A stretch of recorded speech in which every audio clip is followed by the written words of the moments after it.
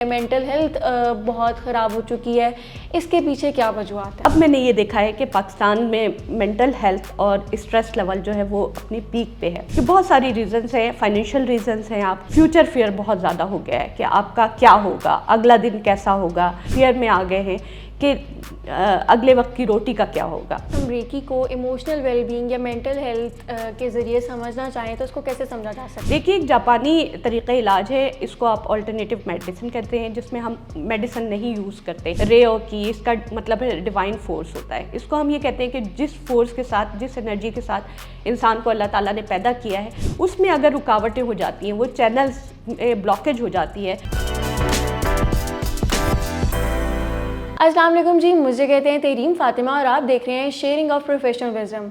आज का हमारा टॉपिक बहुत मज़ेदार होने वाला है। आज का हमारा टॉपिक जुड़ा हुआ है पर्सनल डेवलपमेंट, मेंटल वेलबींग और मेंटल पीस से।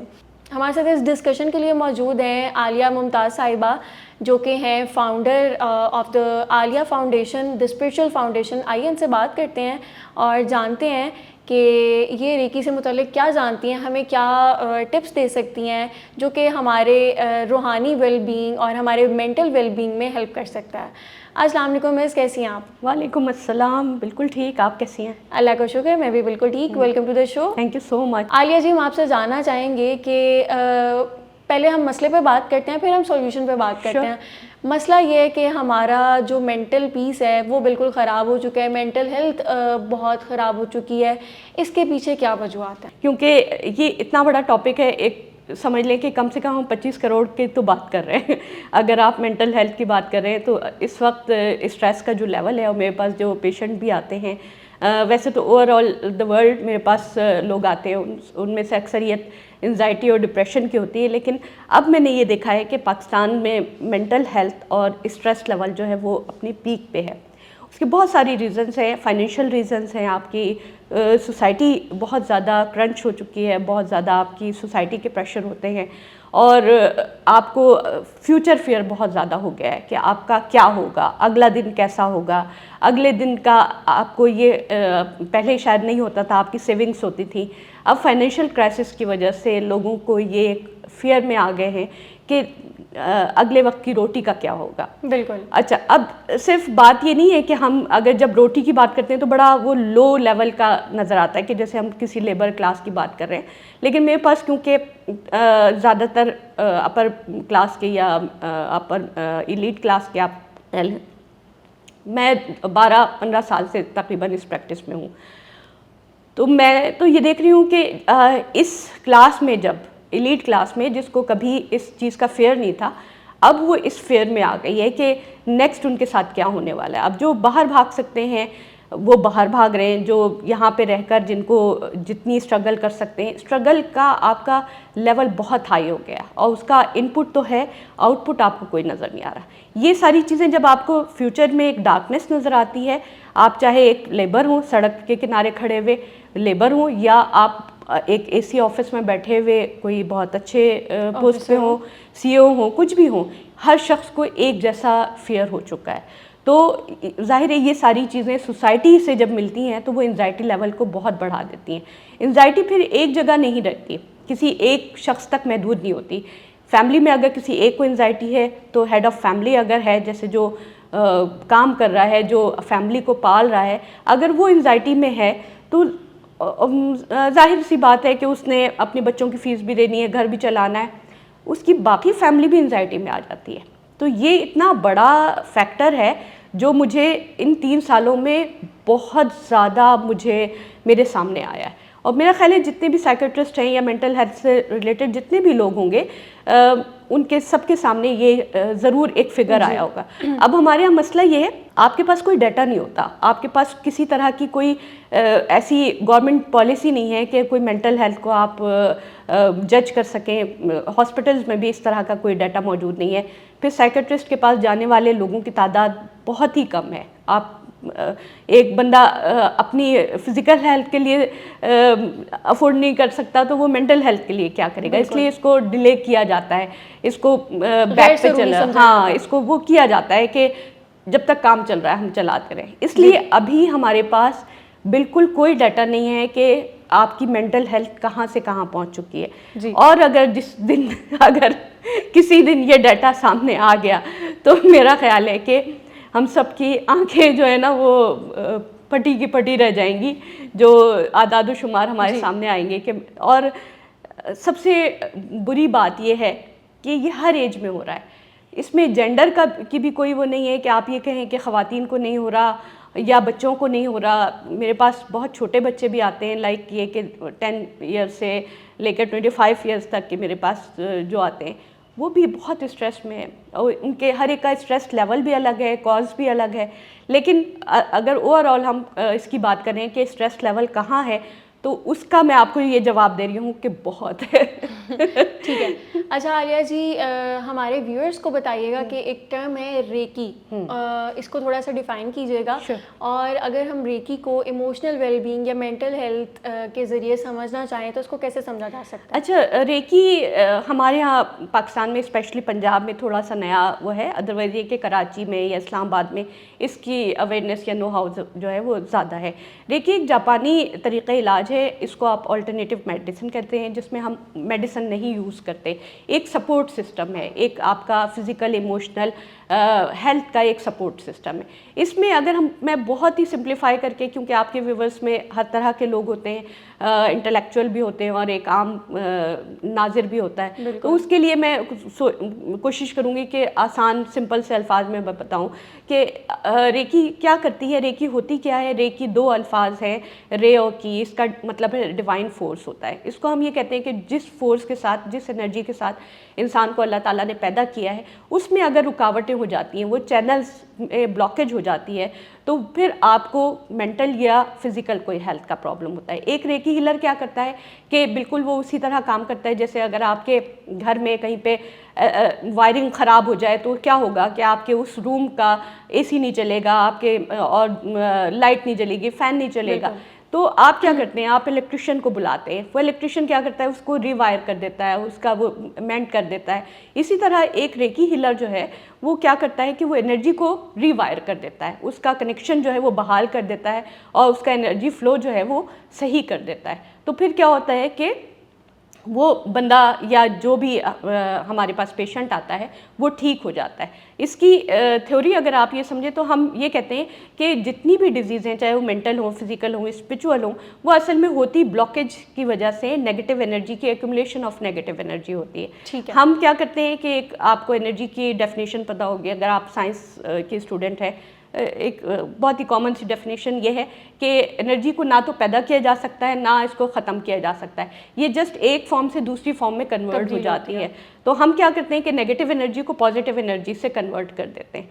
तो पेशेंट जो है वो बहुत ठीक हो जाता है। मेरे पास तो ज़्यादातर कैंसर के और बहुत ही वर्स्ट कंडीशन में मेरे पास पेशेंट आते हैं, चाहे वो डिप्रेशन के हों, चाहे किसी तरह की भी डिजीज़ होते हैं। ज़ाहिर है मेरे पास नज़ला ज़ुकाम के पेशेंट नहीं आते, मेरे पास बहुत ही क्रॉनिक किस्म के पेशेंट आते हैं, तो वो ठीक हो जाते हैं। अब दूसरा पार्ट क्या था कि इसमें हम वेलबींग में किस तरह ये सपोर्ट होता है। तो बात वही है कि इमोशनल एक तो आपको सपोर्ट सिस्टम मिलता है। फिर मैंने ख़ास तौर पे इसीलिए अभी कुछ अर्से पहले मैंने अपना एक व्हाट्सएप का ग्रुप बनाया हुआ है जिसमें हमने एक पूरा सपोर्ट सिस्टम रखा हुआ है। उस सपोर्ट सिस्टम में ये होता है कि आपको फौरी तौर पर अगर कोई भी बंदा इमरजेंसी में है, उसको कोई भी प्रॉब्लम है, तो हमारे जो रेकी हीलर्स की पूरी टीम है वो उसको रेकी थ्रो करती है। रेकी का जो पहला लेवल होता है उसमें आप हाथ लगाकर या फिज़िकल टच से, या आप जैसे आप मेरे पास बैठी हैं तो मैं आपसे थोड़ी दूर खड़े होकर अपनी एनर्जी आपको ट्रांसफ़र करूँगी। लेकिन सेकंड लेवल में ये होता है कि आप एलिजिबल होते हैं कि मैं यहाँ पे बैठ के अपने यूके के पेशेंट का इलाज करती हूँ, अमेरिका के पेशेंट का इलाज करती हूँ, कहीं पे भी आप किसी को भी रेकी थ्रो कर सकते हैं। बिल्कुल उसी तरह काम करता है जैसे आपका व्हाट्सएप काम करता है। आप दुनिया में कहीं पे भी किसी के साथ भी कनेक्ट हो सकते हैं व्हाट्सएप के थ्रू। अच्छा आलिया जी, हम आपसे जानना चाहेंगे कि जो स्ट्रेस और एंजाइटी वाले अफराद हैं, वो रेकी से किस तरह से फ़ायदा उठा सकते हैं, किस तरह से मदद हासिल कर सकते हैं। इसके अलावा ये कि जो रेकी सेशंस हैं उसमें हम क्या एक्सपीरियंस करते हैं, ऐसा क्या एक्सपीरियंस करते हैं कि हमारा जो इमोशनल हम वेलबींग हो जाते हैं, हमारी मेंटल पीस हमें मिलना शुरू हो जाती है। अच्छा, एंजाइटी और जो डिप्रेशन के पेशेंट होते हैं मेरे पास जब वो आते हैं, या हमारे जितने भी स्टूडेंट्स हैं उनके पास आते हैं, तो जाहिर है कि वो बहुत ज़्यादा स्ट्रेस में होते हैं। रेकी सबसे पहले उनको काम डाउन करती है, उनका स्ट्रेस लेवल जो है वो कम करती है, आहिस्ता आहिस्ता उसको उनके लेवल पे लेकर आती है। उसके बाद फिर उनकी हीलिंग जब स्टार्ट होती है, सबसे बड़ी बात ये होती है कि आपको ये पता होता है जब एक एंजाइटी का पेशेंट आता है, आप एंजाइटी के पेशेंट्स आमतौर पर मेडिकेशन पे चले जाते हैं, अगर वो इस काबिल होते हैं तो डॉक्टर उन्हें मेडिसिन पे भेज देते हैं। मेडिसिन की वजह से क्या होता है कि वो उनका नर्व्स जो होते हैं वो स्लो हो जाते हैं, स्लो डाउन हो जाते हैं उनकी, तो उसकी वजह से वो एक तरह से ड्राउजीनेस में भी चले जाते हैं। लेकिन रेकी क्या करती है कि उनकी एनर्जी, वही मैंने आपको बताया ना कि अगर कहीं पे आपकी वायरिंग ख़राब हो तो आपका करंट पास नहीं होगा, तो इसी तरह हम क्या करते हैं कि उनके क्राउन चक्रा पे उनको रेकी देते हैं और उनको सबसे पहले तो उनको बहुत ज़्यादा सुकून महसूस होता है। वो सुकून जो शायद उनको मेडिकेशन से भी नहीं आता, और वो जब उनकी energy level Aahista Aahista high होता है, क्योंकि डिप्रेशन के मैंने जो देखा है कि कैंसर के पेशेंट का भी एनर्जी लेवल इतना डाउन नहीं होता जितना डिप्रेशन के पेशेंट का होता है, तो हम उनका एनर्जी लेवल हाई करते हैं। जब उनका एनर्जी लेवल हाई होता है, उनकी रीवायरिंग हो जाती है, तो आहिस्ता आहिस्ता उनकी मेडिकेशन भी ख़त्म होने लगती है। मेरे पास ऐसे भी पेशेंट थे 15-15 साल से मेडिकेशन पे थे, लेकिन अल्हम्दुलिल्लाह वो बिल्कुल फिट और फाइन है, और वो मैं उनको रेकी सिखा भी देती हूँ, तो वो अपना ट्रीटमेंट खुद भी करते हैं, अपना एनर्जी लेवल खुद इंक्रीज़ कर लेते हैं, तो अल्हम्दुलिल्लाह। अच्छा आलिया जी, हमें ये भी बताइएगा कि अगर कोई इंसान इमोशनल ट्रॉमा से गुजर रहा है या उसके पास्ट के कुछ इस तरह के ज़ख्म है इमोशनल किस्म के, तो उसमें रेकी क्या किरदार अदा कर सकती है? अच्छा, देखिए ट्रॉमास जो भी होते हैं वो ज़ाहिर है आपके पास्ट के ही होते हैं, आपके या समटाइम्स ऐसा होता है कि फ्यूचर में भी आप सोचने लगते हैं तो आप उसमें चले जाते हैं, लेकिन आपके ज़्यादातर चाइल्डहुड ट्रॉमास होते हैं, उसमें कोई कुछ भी हो सकता है। तो रेकी को हम सबसे पहले उनकी मेंटल हेल्थ के लिए इस्तेमाल करते हैं। उसके साथ हम एक जो ऐड ऑन करते हैं उसमें हम मेडिटेशन को भी ऐड ऑन करते हैं, माइंड साइंसेस को करते हैं, उनको मेडिटेशन करवाते हैं, उनके डिफरेंट सेशंस होते हैं। इस तरह ये होता है कि रेकी प्लस माइंड साइंसेस को हम एक कॉम्बो बनाकर उनके साथ जब सेशंस करते हैं तो वो अपने इस ट्रॉमा को भूल जाते हैं, और वो आहिस्ता आहिस्ता ये होता है कि उस ट्रॉमा से निकल जाते हैं। अच्छा, इसके अलावा जो इस तरह के हमारे लोग हैं जिनके साथ स्लीप डिसऑर्डर्स हैं या बेचैनी का शिकार रहते हैं, वो रेकी से किस तरह से फ़ायदा उठा सकते हैं? अच्छा, रेकी जो है वो बहुत ज़्यादा हेल्प करती है आपकी स्लीप के लिए, वेल स्लीप के लिए। मेरे पास तो जो पेशेंट आते हैं वो एक तरह से इसके रेकी के एडिक्शन में आ जाते हैं कि वो कहते हैं कि आप रेकी दे दें ताकि हम सो जाएं। तो वो क्योंकि असल बात ये है कि जब आप मेंटली बिल्कुल रिलैक्स होंगे तो आपको नींद आ जाएगी। नींद ना आने की सबसे बड़ी वजह ये होती है कि आपके दिमाग में बहुत कुछ चल रहा होता है, स्ट्रेस होता है, अगले दिन का मसला होता है, तो रेकी उनको काम डाउन कर देती है। तो स्लीप के लिए तो बेस्ट है, अगर आप सीखना चाहें तो मेरे पास ज़रूर आएँ। और फिर वो जितने स्लीपलेस लोग थे मेरे पास जो बग़ैर टैबलेट के सो नहीं सकते थे, अब माशाल्लाह उनकी 8-8 घंटे की स्लीप जो है वो बहुत ही अच्छी हो गई है। ठीक है, हमारे पास कुछ इस तरह के लोग भी होते हैं जो कि थोड़े से इंट्रोवर्ट होते हैं, तो क्या रेकी सेल्फ कॉन्फिडेंस को बूस्ट करने में हेल्प कर सकती है? सेल्फ कॉन्फिडेंस या सेल्फ इस्टीम को बढ़ाने में मददगार हो सकती है? जी बिल्कुल होती है। इसके साथ मैंने कहा ना, मैंने एक कॉम्बिनेशन एक रखा है, कॉम्बो एक बनाया है जिसमें माइंड साइंसेस का भी हम करते हैं, जिसमें हम बाकायदा हमारे पूरे अलग अलग कस्टमाइज भी प्रोग्राम्स होते हैं, ग्रुप में भी प्रोग्राम्स होते हैं जिसमें हम सेल्फ़ कॉन्फिडेंस पे, स्पेशली वो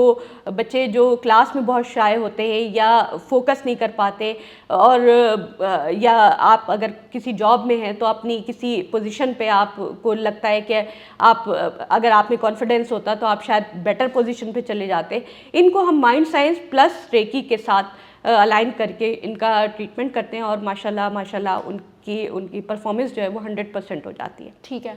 अच्छा, आखिर में आलिया जी, आप हमारे व्यूअर्स को क्या पैगाम देना चाहेंगी जो कि इमोशनल ट्रॉमा से गुजर रहे हैं या अपनी मेंटल वेल बीइंग को ठीक रखने के लिए, अपने मेंटल पीस के लिए चैलेंजेस फेस कर रहे हैं, उनके लिए अगर आपका कोई मैसेज है?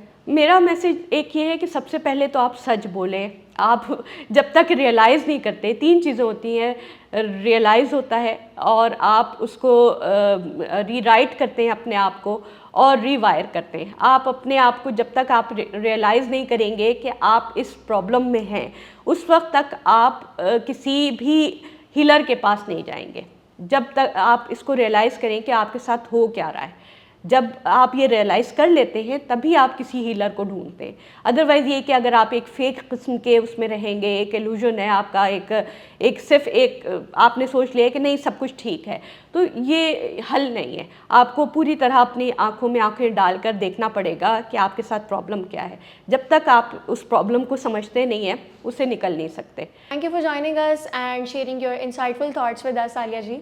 थैंक यू सो मच, आपने बुलाया और मुझे बहुत अच्छा लगा। Thank you so much. ये था जी व्यूअर्स हमारा आज का एपिसोड। उम्मीद करती हूँ कि आज का एपिसोड आप लोगों को बहुत पसंद आया होगा। Special thanks to our guest Alia Mumtaz sahiba, जिन्होंने अपने इतना हमारे साथ इंफॉर्मेशन शेयर किया related to mental health and mental well being, जो कि हमारे लिए बहुत ज़्यादा मददगार साबित हो सकता है। उम्मीद करती हूँ आपको आज का एपिसोड बहुत पसंद आया होगा। Thank you for watching sharing of professional wisdom. मिलती हूँ आपसे नेक्स्ट एपिसोड में, तब तक के लिए अल्लाह हाफ़िज़।